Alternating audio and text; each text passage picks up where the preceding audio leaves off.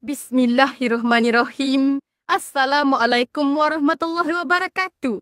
Salam sejahtera dan salam Malaysia Madani.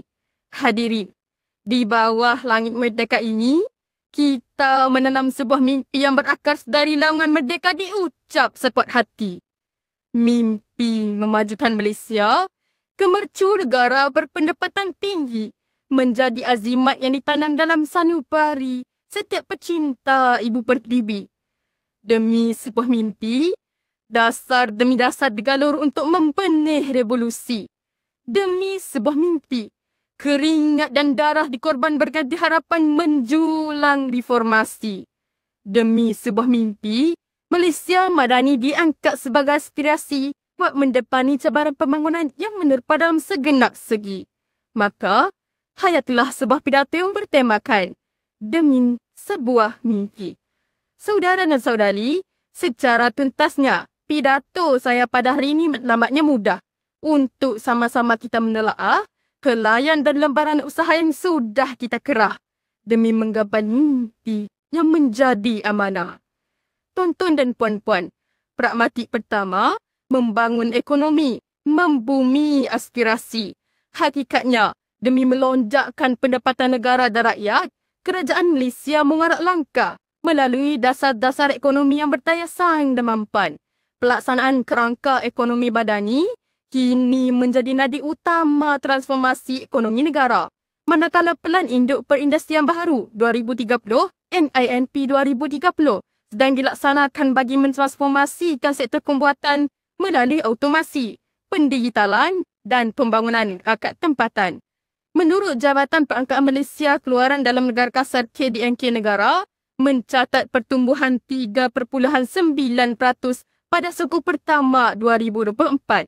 Ini adalah lambang kesungguhan kerajaan dalam mewujudkan ekosistem ekonomi yang kukuh demi memacu Malaysia ke mercu negara berpendapatan tinggi menjelang 2030.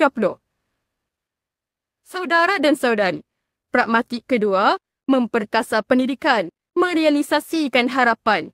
Nyatanya, pendidikan ialah jambatan emas menuju kemajuan. Melalui Pelan Pembangunan Pendidikan Malaysia PPPM 2013-2025, pelbagai langkah transformasi telah dilaksanakan untuk meningkatkan kualiti guru, memperkukuh STEM dan merapatkan jurang pendidikan antara bandar dan luar bandar. Terkini, Rangka Tindakan Pendigitalan Pendidikan 2021-2025 menggalakkan penggunaan teknologi dalam pembelajaran.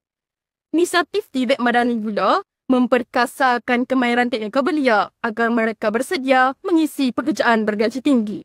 Semua ini demi memastikan anak-anak bangsa tidak sekadar bermimpi, tetapi mampu mewarnai masa harapan dengan rona realiti. Tuan-tuan dan puan-puan, pragmatik ketiga, membasmi kemiskinan, merakyatkan kemakmuran. Apa artinya negara berpendapatan tinggi andai ada jiwa yang perlu mengemis demi secebis rezeki? Lantas, pelbagai langkah bersepadu telah dilaksanakan untuk membasmi kemiskinan secara menyeluruh. Buktinya, dasar inisiatif pendapatan rakyat IPR telah diperkenalkan pada tahun 2023 dengan 3 teras utama. Inisiatif usahawan tani, inisiatif perintis perkhidmatan dan inisiatif digital. Selain itu, bantuan tunai bersasar seperti sumbangan tunai rahmah STR terus diperluas. Pangkalan data utama padu mengatur bantuan dengan lebih kemas. Malah, kemiskinan multidimensi saban dibanteras. Rangkumannya, mimpi tidak akan menjadi nyata tanpa usaha yang tuntas.